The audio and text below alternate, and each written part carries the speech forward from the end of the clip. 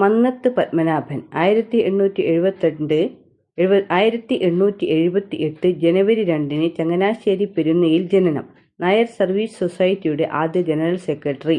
വൈക്കം സത്യാഗ്രഹത്തോട് സവർണർക്കുള്ള അനുഭാവം സർക്കാരിനെ ബോധ്യപ്പെടുത്താനായി സവർണ ജാഥ നയിച്ചു.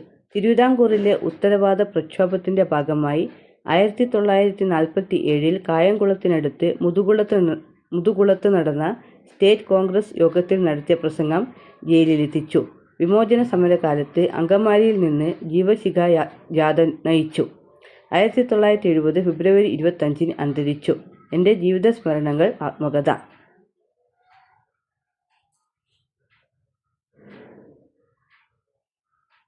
വക്കം അബ്ദുൽ ഖാദർ മൗലവി കേരളത്തിലെ മുസ്ലിം നവോത്ഥാനത്തിൻ്റെ പിതാവ്. 1873 ഡിസംബർ 28 ചിറയൻകീഴ് വക്കത്ത് ജനിച്ചു.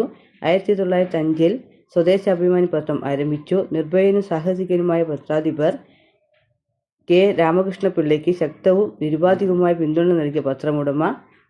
പത്രവും പ്രസ്സും കണ്ടുകെട്ടിയിട്ടും നിലപാടുകളിൽ ഉറച്ചുനിന്നു. 1932 ഒക്ടോബർ 31 അന്തരിച്ചു.